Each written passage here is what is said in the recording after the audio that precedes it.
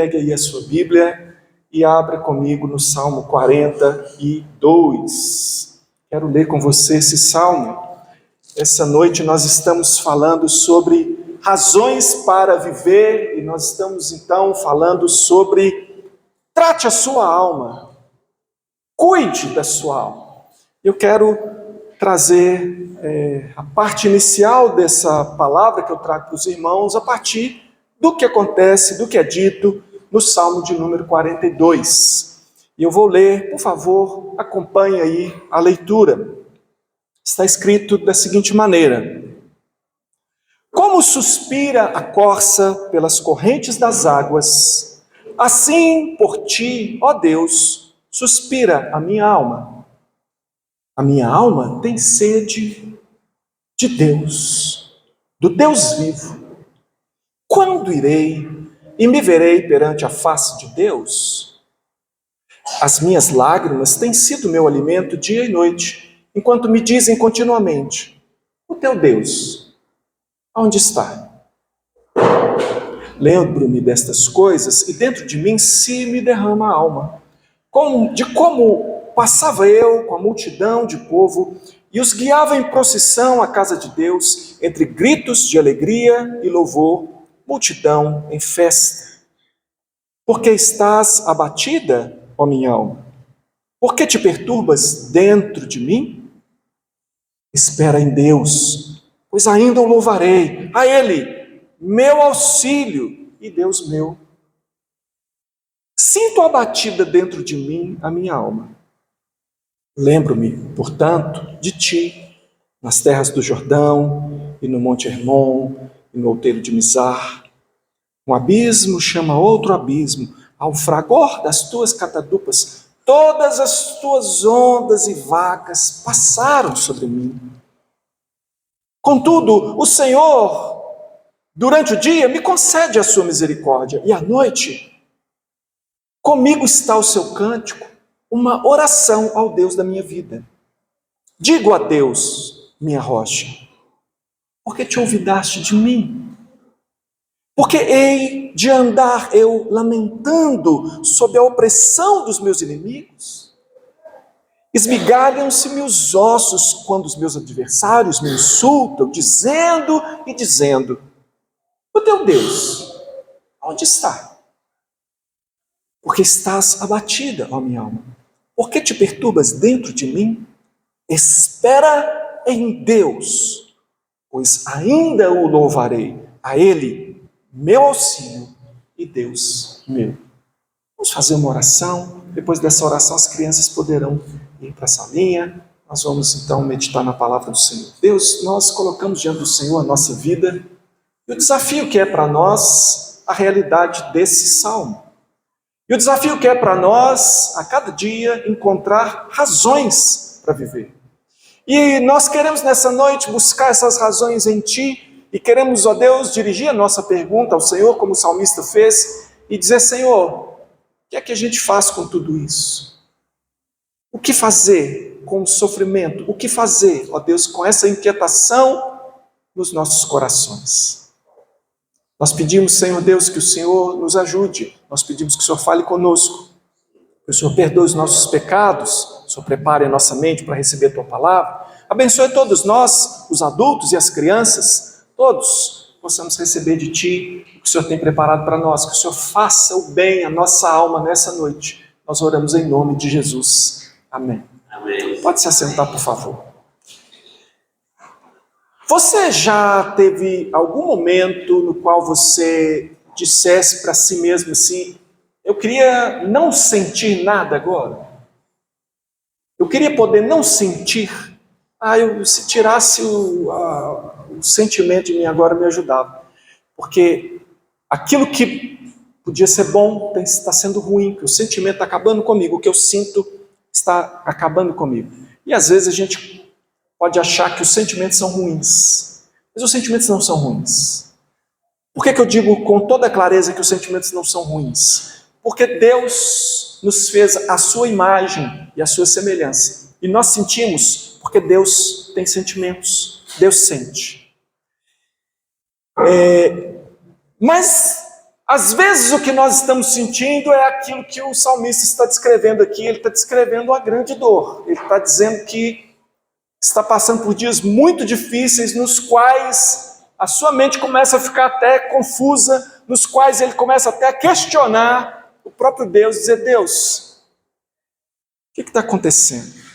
E essa semana eu estava lendo um livro do Paul Tripp, e eu gostei muito de uma frase dele, e nós estamos aqui em igreja, nós estamos aqui como irmãos em Cristo, e achei muito propício trazer essa frase para você, que ele escreve a respeito da igreja, que é a comunidade da fé. Ele diz assim lá no seu livro Liderança, numa certa parte, ele diz assim: nós, a comunidade de cristãos, podemos ser a comunidade mais honesta do mundo, porque não há nada que possa ser conhecido, revelado ou exposto sobre nós que não tenha sido coberto pela obra expiatória de Cristo. Entendeu essa frase? Falou assim: nós podemos ser honestos. Se tem uma comunidade, se tem um povo que pode ser honesto a respeito do que está vivendo, do que está passando, do que está sentindo, do que está sofrendo, é o povo de Deus. Mesmo que esse sofrimento seja causado por você mesmo, por mim mesmo. Por que eu posso chegar aqui e dizer para você: meus irmãos, aqui eu falo de pecador para pecador, aqui eu falo como alguém que também é alcançado pela graça de Deus. Quando chove em Belo Horizonte, chove no meu telhado também. Se chover granizo, lá também cai. Eu também tenho problemas, eu também tenho aflições, eu também tenho dores. Por que eu posso, sendo pastor da igreja, chegar aqui e dizer para você: meus irmãos, sofrimento é coisa comum e eu também passo por sofrimentos? Por que eu posso dizer isso? Porque não existe nada a respeito da nossa vida, por pior que seja, que o sangue de Jesus Cristo não seja o suficiente para cobrir.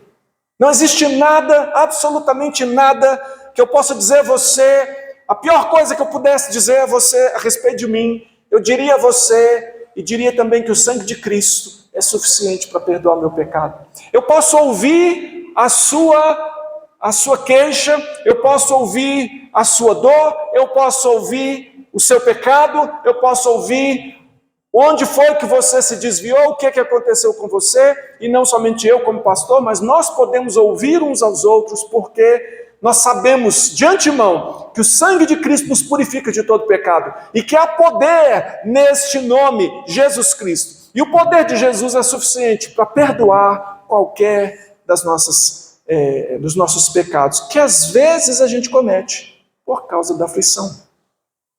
Às vezes é por causa da sua aflição. E aí eu gostei dessa frase, falei: gente, essa frase é para essa semana mesmo, não é? E aqui a gente tem, no Salmo 42, um crente lutando por esperança em Deus. Você percebeu? Que ele está lutando para ter esperança? Você percebeu o conflito? A gente sabe aqui não muita coisa sobre essa luta que ele está passando, mas é até bom que a gente não saiba, porque fica assim, encaixa mais na nossa, né? Ela é genérica como de todo mundo passa. Mas ele diz aqui que os inimigos estão ao redor dele, estão fazendo chacota com ele. Estão dizendo: mas não é crente? Mas não é ele que é o crente? Mas não é ele que vai à igreja?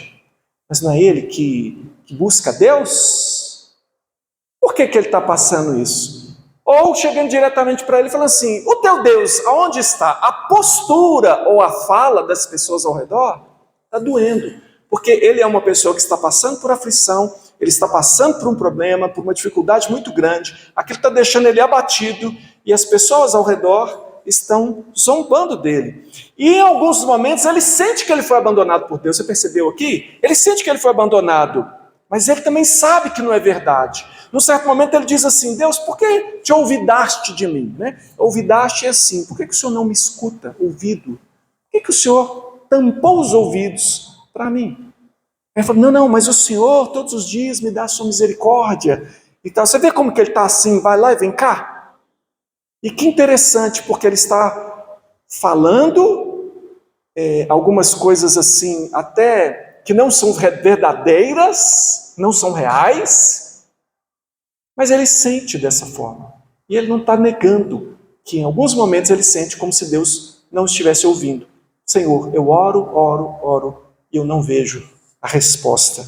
E eu estou acabado aqui, nessa situação. Mas ele prega para ele mesmo, você viu? E ele prega para ele mesmo, espera, tenha esperança em Deus. Ele está abatido, ele está perturbado, ele fala de lágrimas e ele fala de não poucas lágrimas. Ele fala de lágrima que dá para sustentar a pessoa. Ele fala assim, olha, eu estou me alimentando de lágrimas. As minhas lágrimas têm sido meu alimento. É uma forma, gente, que maravilha, né? Abrindo um parêntese aqui, a Bíblia é um livro de muitos livros, por isso chama Bíblia, né? Tipo de biblioteca. E aqui nós estamos numa poesia, um poema. Então ele está poeticamente falando. É como se tudo que eu absorvo é só o sofrimento. Eu me alimento de lágrimas. Eu estou abatido. E ele está lutando e dizendo para si mesmo, por que você está abatido, a minha alma? Por que você se perturba? Você vê que ele não se entregou. E se você está aqui nessa noite ouvindo essa palavra e está em sofrimento, você está aqui porque você não se entregou. Por mais que você possa estar passando por uma dor profunda na sua alma nesse momento, mas você está se expondo à palavra de Deus a esse respeito, porque você não se entregou, você é um crente. Só que a luta é verdadeira dentro de você.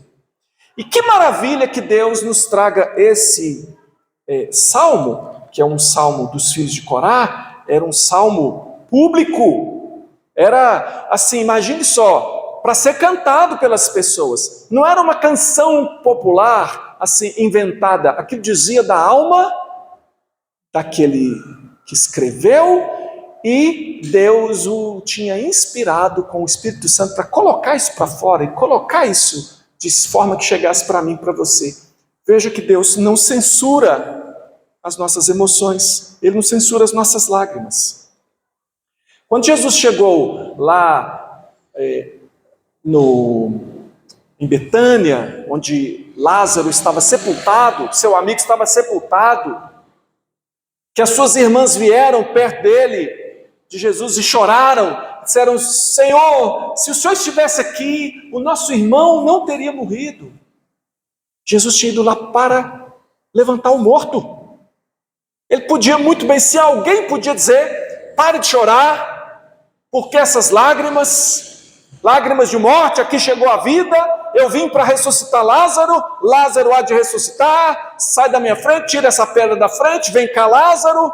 Gente, está vendo que? Para com isso, povo sem fé, por que vocês estão chorando? Jesus não fez nada disso. A não ser a parte da ressurreição, essa parte ele fez, né? Mas ele chegou, ele se compadeceu e Jesus chorou. E quando ele chorou de tal forma, é um dos menores, né? Talvez seja o menor versículo da Bíblia, Jesus chorou, mas talvez seja um dos maiores significados. Porque ele chorou de tal forma que as pessoas ao redor diziam, puxa, como ele amava. Porque não foi um chorinho, não foi uma lágrimazinha, não foi só uma comoção. Jesus chorou copiosamente. E a ponto das pessoas ficarem espantadas. Poxa, mas está chorando tanto assim? Mas não é ele que deu vista aos cegos? Não era amigo dele? Por que ele não veio? Então as questões das pessoas, elas geralmente não são muito boas, né? Onde está o teu Deus? Por que ele não veio antes? Mas o que importa para nós é saber que Deus não censura o fato de você estar triste, porque é uma realidade dura na sua vida. Eu tenho um problema, pastor, e essa coisa não é fácil, não. Eu tenho dificuldade de lidar com isso. Ah, não, para de chorar, irmão. Para de chorar. Não. E aqui nós temos um salmo e o salmista está chorando e ele está em conflito, mas ele espera em Deus. E aí a gente poderia se perguntar, por que esperar em Deus? Por que eu deveria ter esperança em Deus? É interessante,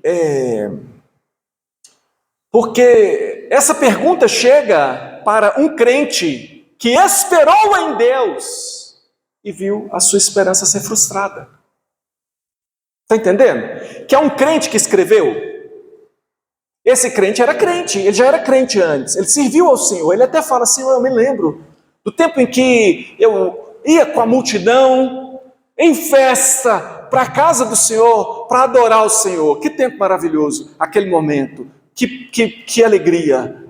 Saber que eu estaria mais perto do Senhor, lá na casa do Senhor, que tempo maravilhoso, Senhor. Eu sei que eu tenho uma experiência com o Senhor, eu sei que a minha vida está em Ti, sempre esteve. Eu andei nos Teus caminhos, eu fiz a Tua vontade, Tu és o meu Deus. Mas as pessoas aí estão dizendo, isso aí parece que não tem Deus não, você não está com Deus não. Por que ele está assim? E ele está agora, ele está dizendo, espera em Deus, e eu estou dizendo para você, para esperar em Deus, e você talvez está dizendo assim, pois é o que eu tenho feito, foi o que eu fiz a minha vida inteira, e agora eu estou passando talvez um dos piores momentos da minha vida, eu não estou dando conta. É isso que ele está passando. No entanto, no meio dessa dor, ele está dizendo, espera em Deus. E eu vou te responder, por que você deveria ter esperança em Deus? Não estou mandando você ter esperança nas pessoas, no dinheiro, na cura, no isso ou naquilo que são coisas que Deus faz ou não faz segundo a sua soberania. Tem poder para fazer? Você pode esperar em Deus que você receba a cura, você pode esperar em Deus que você receba a solução, mas a questão é que você tem que esperar em Deus e não na coisa. E aí, por que esperar em Deus? Quando tudo vai mal e já não temos mais força para lutar, nós esperamos em Deus por causa do caráter dele. É isso, por causa de quem ele é. Quem é esse Deus? Quem é esse Deus? A Bíblia revela que Deus é um Deus de compaixão. Primeiro eu estou falando de Deus, tá? Deus é aquela palavra que a gente usa para o que não tem nada maior do que ele. Então assim, posso usar uma palavra rei, posso usar a palavra presidente, posso falar a palavra ditador, posso falar a palavra qualquer coisa que eu falar. Mas existe uma palavra que suplanta toda e qualquer outra palavra, essa palavra é Deus. É disso que estamos falando, não é um deusinho aí, não é o meu Deus que é diferente do seu, cada um tem o seu, não, estou falando o Deus, esse Deus, ele se revela, e ele se revelou a nós, e ele se revela como um Deus de amor, um Deus de compaixão, ele é amor, esse é Deus, por isso esperar nele. E esse Deus, nesse seu caráter, ele se importa com os dramas dos filhos dele. Ele se importa. Joel capítulo 2, versículo 13, diz assim, rasgai o vosso coração e não as vossas vestes, e convertei-vos ao Senhor vosso Deus. Por quê? Porque ele é misericordioso e compassivo, e tardio em irar-se, e grande em benignidade, e se arrepende do mal. Olha, são características desse Deus. Por que eu esperaria em Deus? Será que Deus realmente... Porque eu posso até acreditar que Deus pode. A pergunta é, será que Ele quer? E segundo a Bíblia nos revela quem é esse Deus, ela diz o seguinte, se você pode rasgar o seu coração diante de Deus, e você precisa se converter a Ele, que se converter a Ele é justamente ter esperança nele, é confiar nele. Por quê? Porque ele é misericordioso, ele coloca o seu coração na miséria humana, ele se compadece. Aqui diz que ele é compassivo,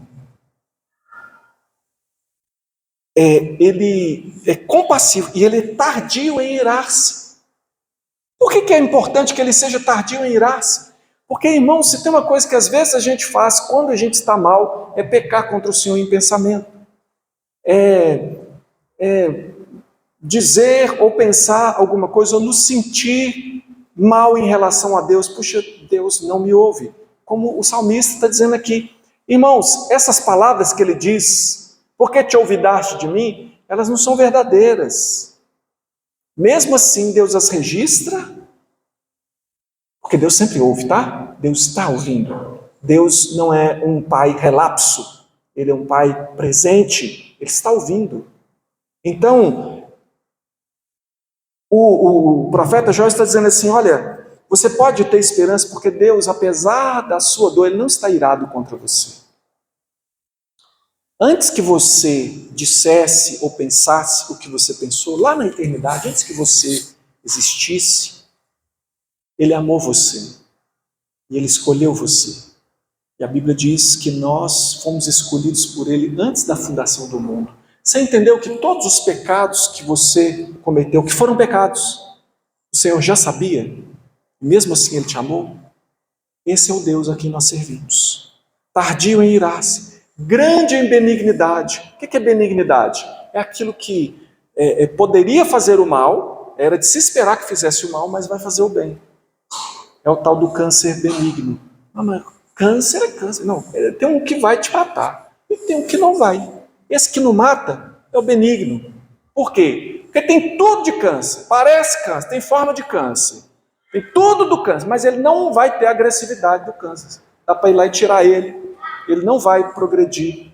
Benigno é quando Deus tem tudo para nos destruir, Ele tem tudo para nos destruir, Ele teria razão. Se Ele não nos perdoasse, se Ele nos lançasse no inferno, Ele estaria certo.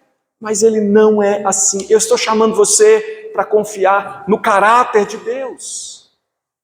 João 3,16 fala desse caráter, diz que Deus amou o mundo de tal maneira, amou você. Você precisa entender o significado desse amor, porque não é um amor de mandar beijinhos lá do céu, não. É um amor que se faz homem, Ele vem, Ele se faz homem. Diz, porque Deus amou o mundo de tal maneira, deu o seu Filho unigênito, para que todo aquele que nele crê não pereça, mas tenha vida eterna. Então é um amor ativo. E essa é uma outra característica desse Deus, que nós podemos confiar nele por causa de quem Ele é. Porque Ele se dispõe a entrar no nosso mundo, para se identificar conosco.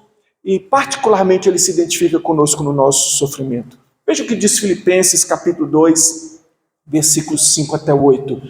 Tende em vós o mesmo sentimento que houve também em Cristo Jesus. Porque Ele, subsistindo em forma de Deus, Ele sendo Deus, né? Não julgou como usurpação o ser igual a Deus, Ele não se apegou a isso. Antes, a si mesmo se esvaziou, assumindo forma de servo, tornando-se semelhança de homens, e reconhecido em figura humana, a si mesmo se humilhou, tornando-se obediente até a morte, e morte de cruz. Esse é o Deus que se identifica. Meu irmão, deixa eu falar uma coisa para você. A Bíblia diz que o salário do pecado é a morte. No entanto, Deus assumiu a morte no seu lugar. Você entendeu isso? Você entendeu que Ele assumiu a morte no seu lugar? Onde Jesus está não tem morte, irmão. Porque Ele absorveu a morte.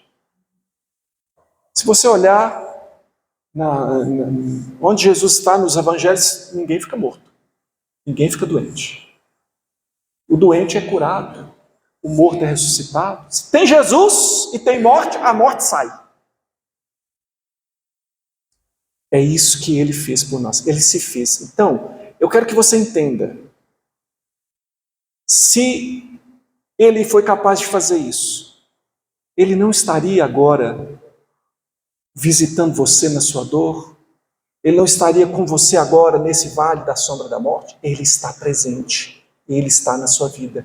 Ele é um Deus que se identifica. Ele entende você. Ele caminha com você. Ele não está de costas para você, porque Ele não é assim. A Bíblia diz em Romanos 5,8, mas Deus prova o seu próprio amor para conosco pelo fato de Cristo ter morrido por nós, sendo nós ainda pecadores. É o que eu acabei de dizer, gente.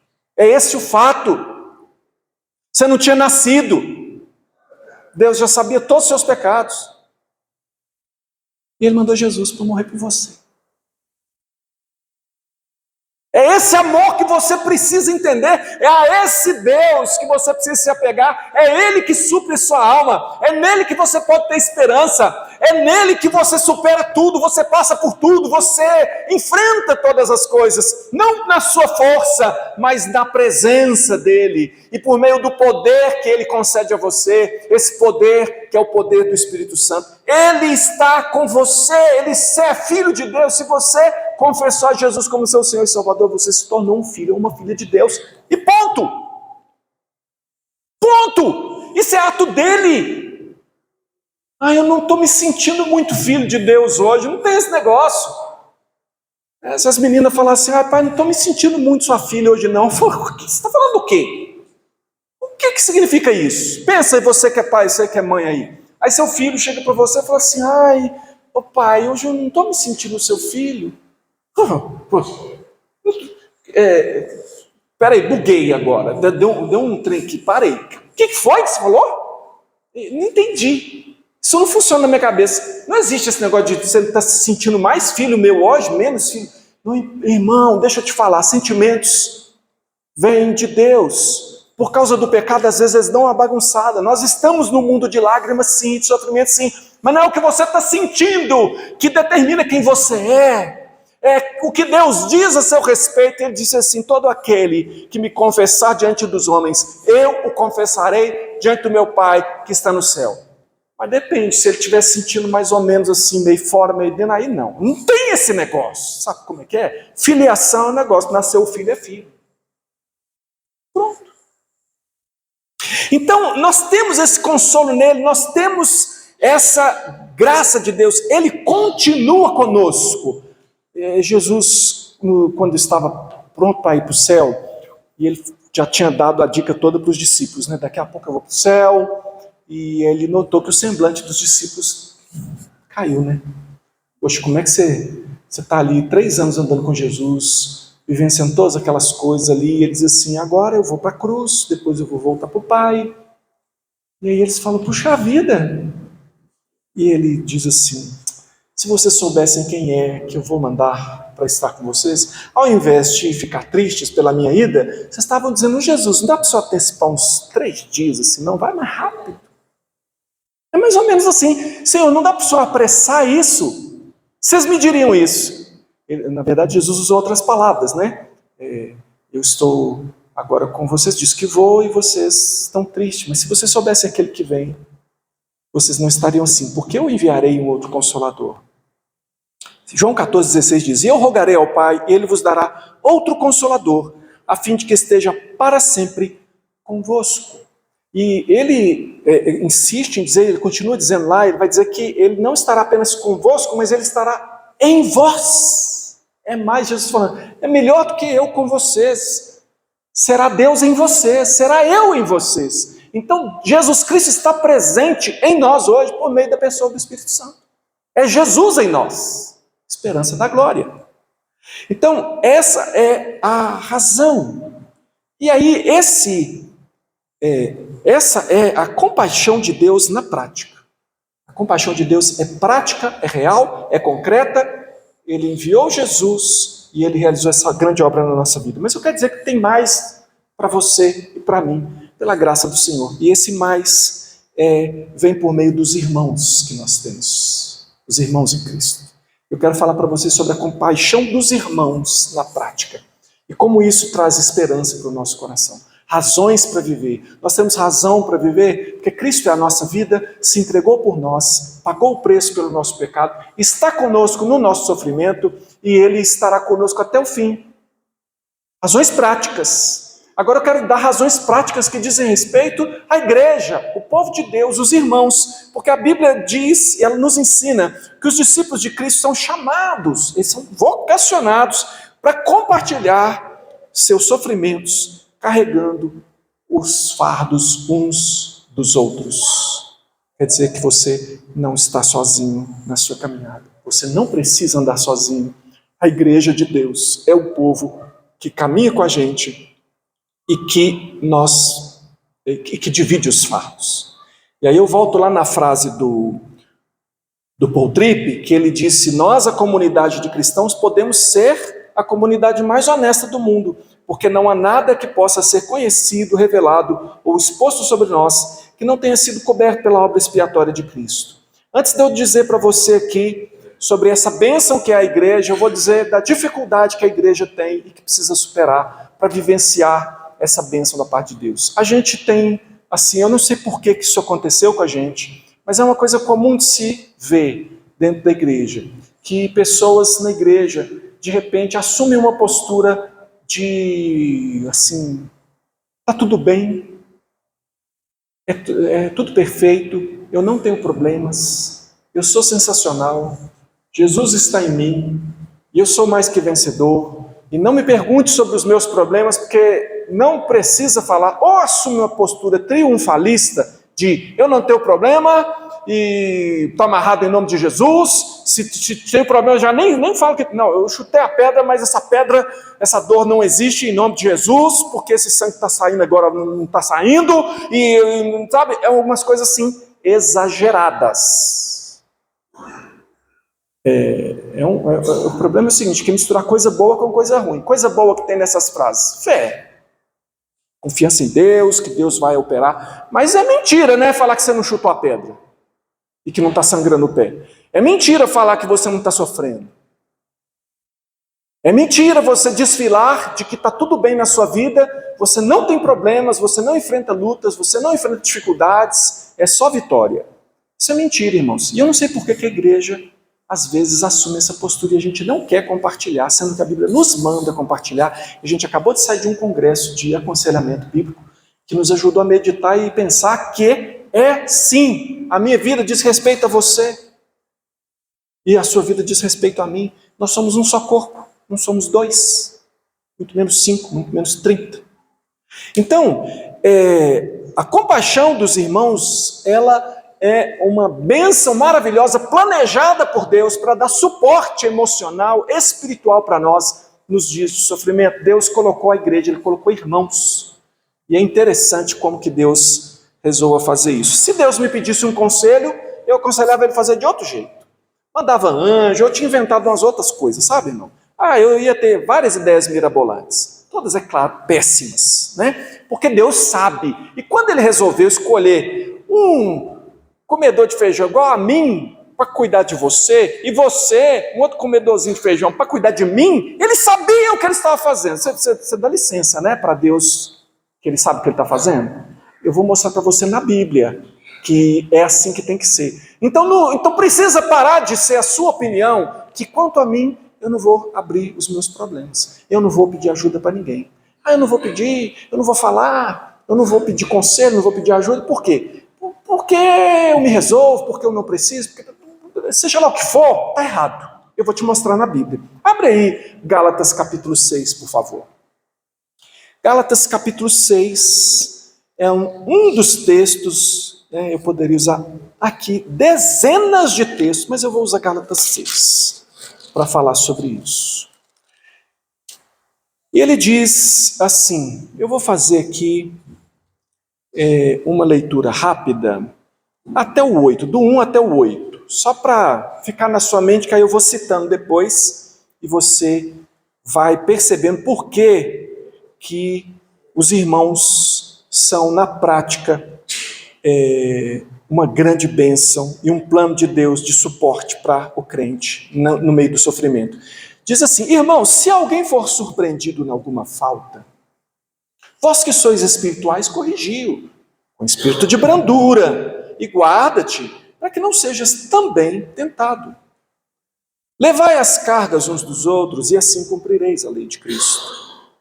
Gostou disso aí? Levai as cargas uns dos outros, e assim cumprireis a lei de Cristo. É assim que se cumpre a lei de Cristo, levando as cargas uns dos outros. Porque se alguém julga ser alguma coisa, não sendo nada, assim mesmo se engana. Mas prove cada um o seu labor, e então terá motivo de gloriar-se unicamente em si, não em outro. Porque cada um levará o seu próprio fardo. Mas aquele que está sendo instruído na palavra, faça participante de todas as coisas boas aquele que o instrui. Não vos enganeis, de Deus não se zomba. Aquele que o homem semear, isso também ceifará. Porque o que semeia para a sua própria carne, da carne colherá corrupção. Mas o que semeia para o Espírito, do Espírito colherá vida eterna. E não nos cansemos, vou ler o 9 também, não nos cansemos de fazer o bem, porque a seu tempo ceifaremos, se não desfalecermos. 10. Por isso, enquanto tivermos oportunidade, façamos o bem a todos, mas principalmente aos da família da fé. Olha, a Bíblia está dizendo aqui algumas coisas para nós que a gente tem que obedecer como igreja. A primeira é o seguinte: importe-se o suficiente para se aproximar. Por que a igreja ela é uma bênção, ela é um instrumento de Deus no suporte para fortalecer você nos dias de tribulação e angústia? Porque a igreja tem que ser composta de pessoas que se importam o suficiente para se aproximar quando a coisa não está cheirando bem. Irmão, se alguém for surpreendido numa falta, vós que sois espirituais, se possível, mude até de cidade para não encontrar mais com essa pessoa. É isso? Está aí? Não. Corrige. Chega mais perto. Corrigiu. Então vai lá e fala com ele: você é um pecador miserável, que você parece que não é crente, porque como assim? Não, calma, continua lendo. Corrigiu com espírito de brandura e guarda-te para que não sejas também tentado. O que ele quer dizer? É o seguinte: você é espiritual porque você sabe que você é um pecador necessitado. Isso é que faz uma pessoa ser espiritual. Uma pessoa espiritual é aquela que reconhece quem ela é diante de Deus, a sua necessidade diante de Deus, a sua dependência de Deus. Alguém que não confia em si mesmo, mas confia em Deus. E ele tem um quebrantamento suficiente para perceber que alguém está fracassando porque está vivendo na própria força, está tentando do seu jeito e não está conseguindo, e eu vejo que você não está indo muito bem, e eu vou chegar para você, porque eu sou uma pessoa quebrantada diante de Deus, eu vou chegar diante de você e vou falar: meu irmão, você precisa quebrantar o seu coração. Espírito de brandura, mas dizendo: mas por que eu tenho que quebrantar o meu coração? Porque você está sendo arrogante nessa situação. Essa sua postura não corresponde à postura de um servo de Deus, de uma serva de Deus. Porque o Senhor Jesus, ele não agiu assim. Porque o Senhor Jesus, quando ele foi humilhado, ele não respondeu com humilhação. Ele, quando foi ferido, ele não revidou a ferida.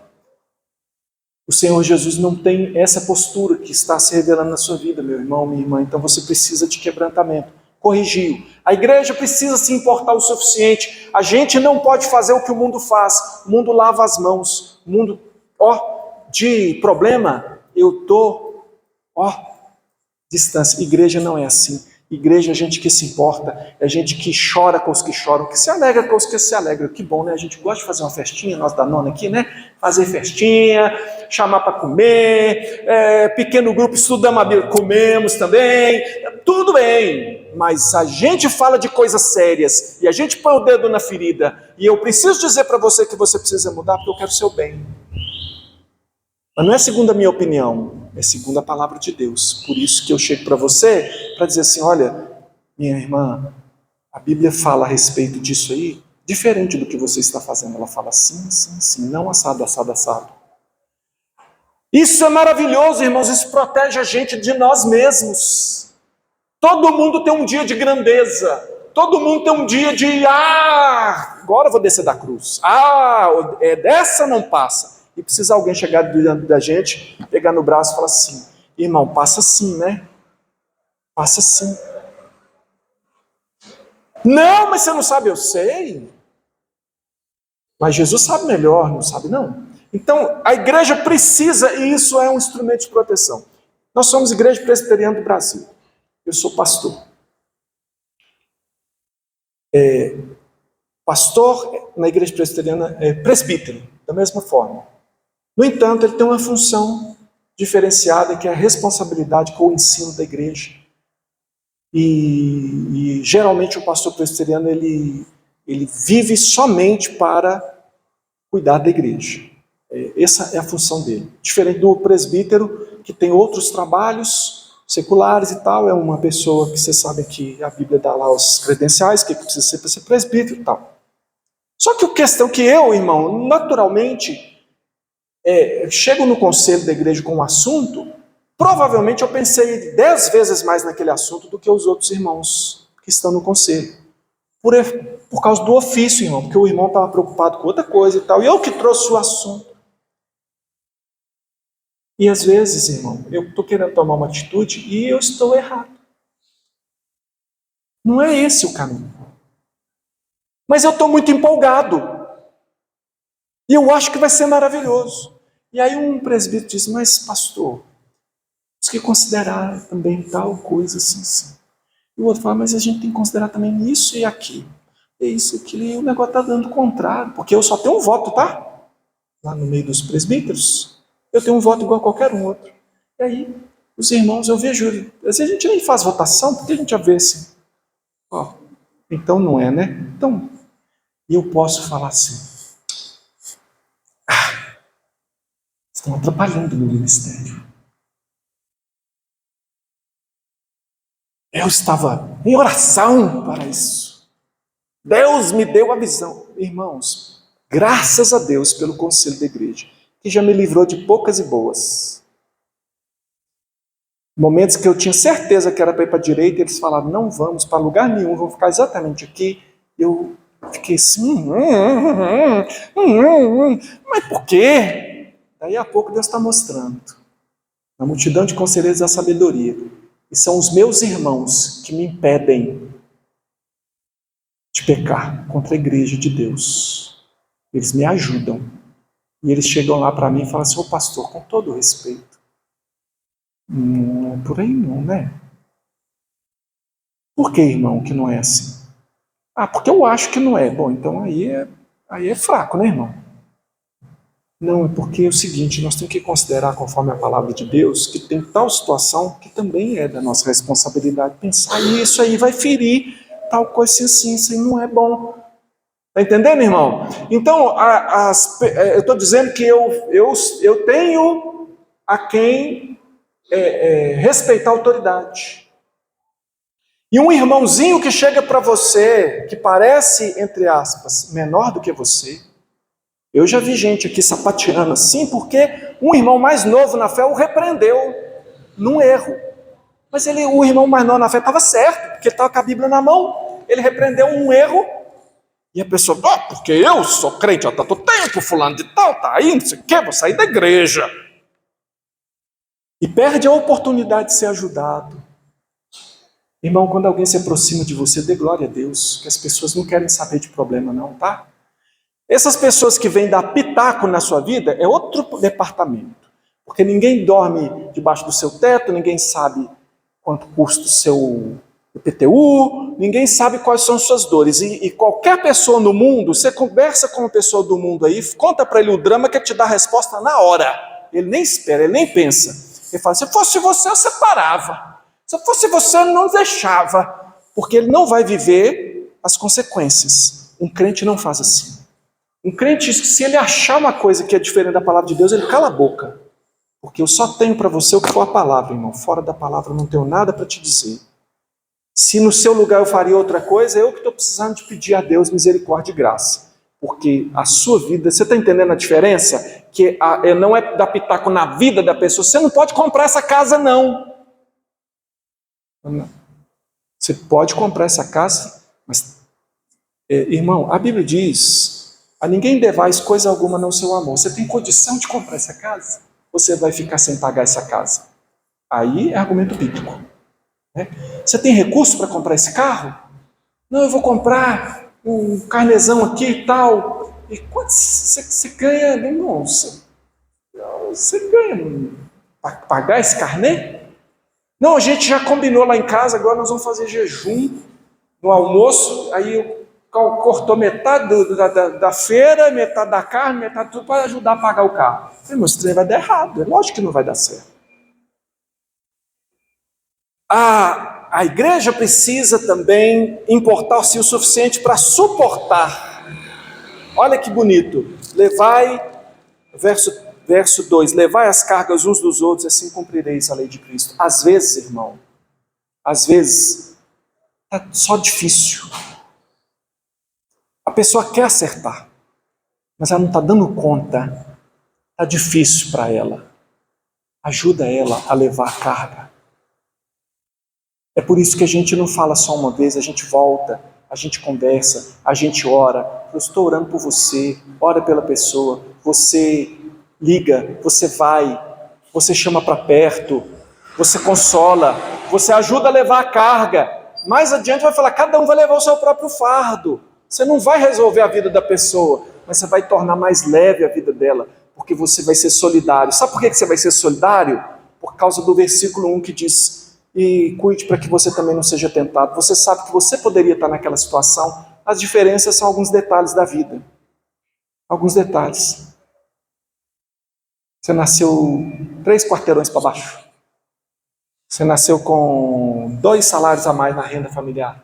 Você teve um pai presente ou ausente. Coisas assim que, dependendo, geram problemas a mais ou a menos na sua vida. E às vezes você está assim: mas eu não faria isso.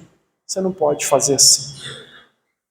Você tem que tratar dos seus pecados, porque tem coisa que você faz e às vezes você não quer confessar. E você sabe que a pessoa tem as suas dificuldades, levar as cargas uns dos outros, ajudar. Isso é uma bênção que a igreja proporciona. A igreja não pode ser, então, irmão, só esse momento aqui, tá entendendo? Ela não pode ser só um culto onde você fica ouvindo. Igreja é relacionamento. Nós temos que nos conhecer. E a gente é meio porco-espinho. De vez em quando você vai tomar uma espinhada, tá? Eu não estou falando de gente assim, entrando na sua vida para te ajudar, não. Estou falando de problema mesmo, porque tem gente que dá problema. Mas isso tudo faz parte. Quando alguém causa um problema para você, é uma demonstração de onde que ele precisa de ajuda.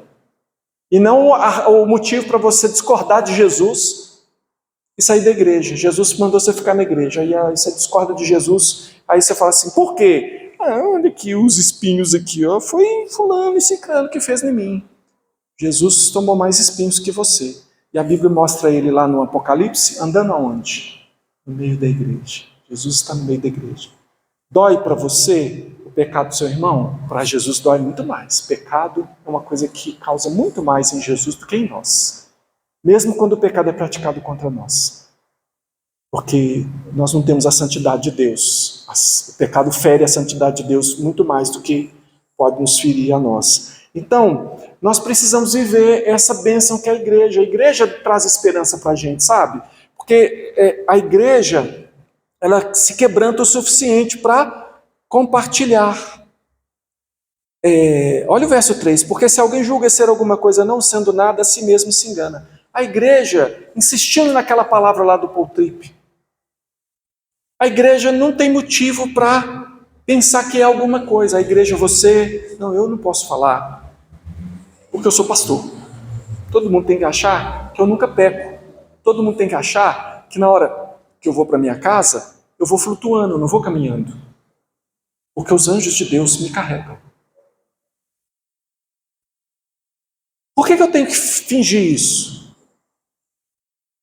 Eu não tenho que fingir isso. Nós não temos que fingir que nós não temos problema. Alguém acha que é alguma coisa? O que você é que você não recebeu de Deus?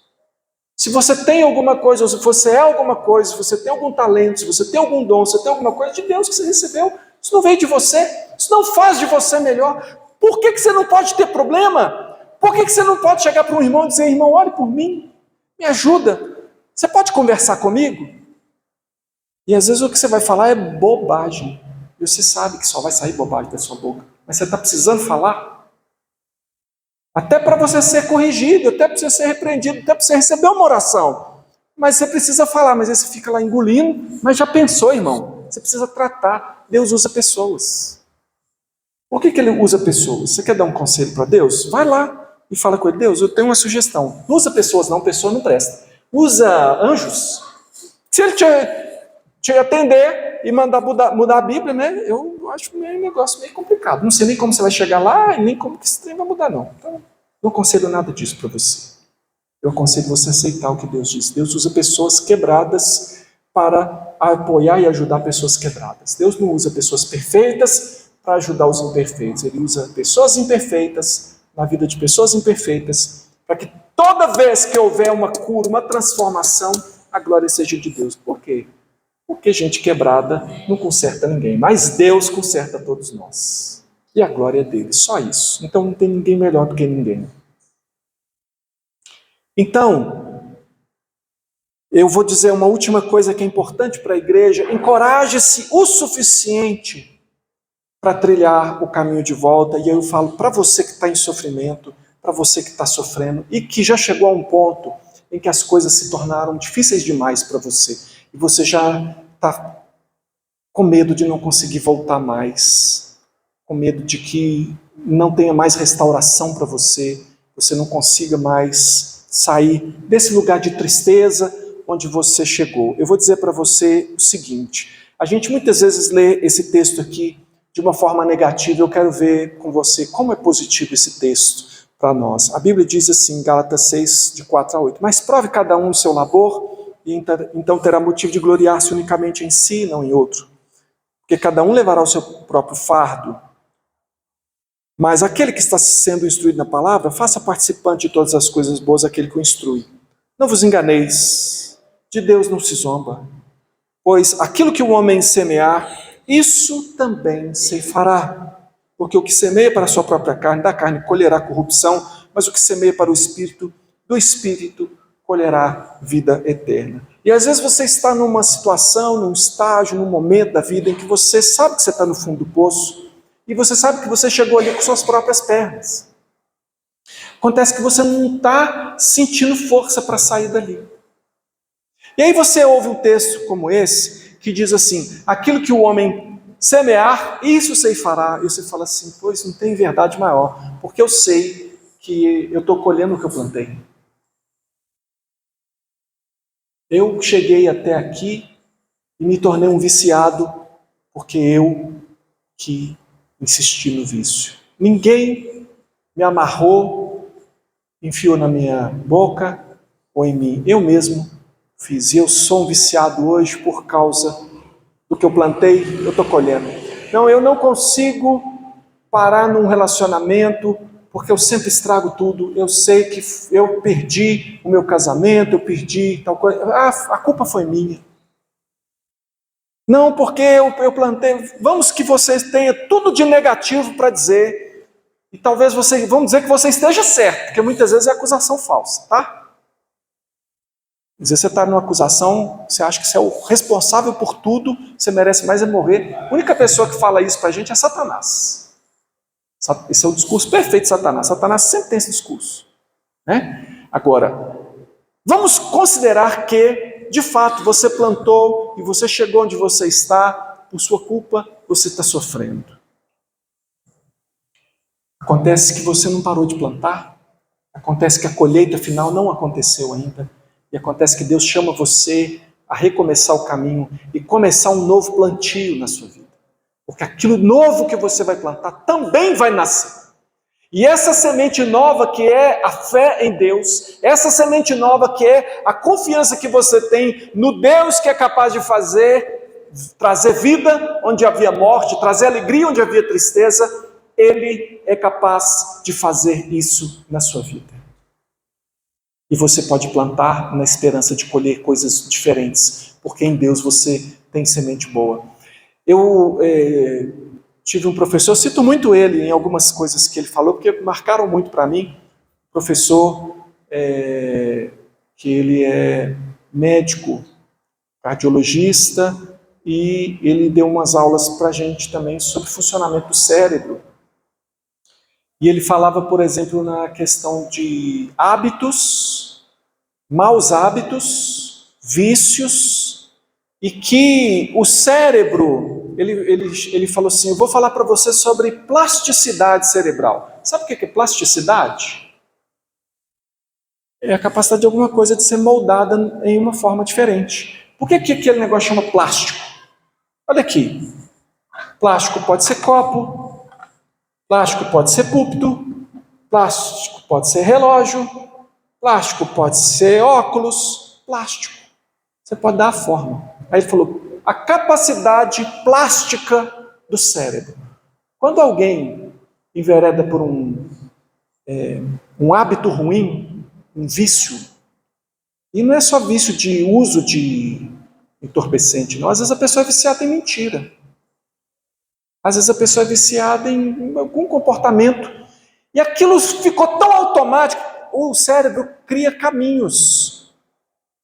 E aquilo ali é muito difícil para a pessoa não fazer. Ela criou uma situação para si. Ela construiu aquele caminho. Mas o Deus que nós conhecemos, Ele nos dá a condição. O cérebro continua lá. E é possível criar novos caminhos. É possível rejeitar velhos caminhos que estão até marcados na mente. É difícil, especialmente para alguém que tem um determinado hábito. A pessoa tem um hábito da prostituição. E ele não consegue, aquilo não é fácil para ele. Mas Deus cria um novo caminho na sua mente. E você pode começar a plantar uma vida de santidade. E Deus te dá força. E Deus te dá todos esses instrumentos. Ele te dá o próprio Senhor Jesus. Ele te dá o poder do Espírito Santo. Ele te dá uma igreja que te apoia. Ele te dá a palavra de Deus que é comunicada por essa igreja. Eu falei só algumas coisas que a igreja faz por nós, né? E Ele pode criar novos caminhos. E Ele vai dar a você. E Ele promete nos dar isso. Ele promete nos dar uma nova vida. Ele disse: vinde a mim todos que estão cansados e sobrecarregados, e eu vos aliviarei. Ele disse: olha, o diabo veio para roubar, matar e destruir, mas eu vim para que tenham vida e vida com abundância. Então, há uma vida nova em Cristo Jesus, há um caminho novo. Por isso que Jesus mesmo se chama o caminho. Ele diz: eu sou o caminho. Vamos resumir: eu sou o caminho. Quem me segue não andará em trevas, mas terá a luz da vida. Vem comigo que eu resolvo a parada. Ah, Senhor, o que farei para herdar a vida eterna? Sabe os mandamentos? Desde criancinha. Então faça o seguinte: vai lá, vem tudo que você tem. Dá aos pobres, terás um tesouro no céu, vem, segue-me. Ai, Jesus, mas eu tenho que andar com o Senhor? Meu filho, porque o problema da vida eterna é caminho. Há caminhos que ao homem parece direito, mas o final é caminho de morte. Você precisa do caminho de Jesus. E no caminho de Jesus, e com as sementes do Evangelho, você pode esperar uma colheita boa, ainda que você ainda tenha que passar por um tempo de adaptação, um tempo de mudança, um tempo de negar-se a si mesmo, um tempo de tomar sua cruz. Mas a promessa de Jesus é de vitória. Por que eu confiaria nele? Por causa do caráter dele, que é aquilo que eu falei para você desde o princípio. Então eu vou ler mais uma última vez. Nós, a comunidade de cristãos, podemos ser a comunidade mais honesta do mundo, porque não há nada do que possa ser conhecido, revelado ou exposto sobre nós que não tenha sido coberto pela obra expiatória de Cristo. Você não precisa andar sozinho. Acredite quando nós estamos dizendo que queremos ser a igreja de Deus na sua vida. Acredite, nós não vamos largar você. Não largue a gente. Nós não vamos largar você. Nós somos falhos. Quando a gente estiver com vontade de largar você, o Senhor Deus vai mudar a nossa mente, vai tratar com a gente. Quando você estiver com vontade de largar a gente, o Senhor Deus também vai tratar com você. Vamos levar as cargas uns dos outros.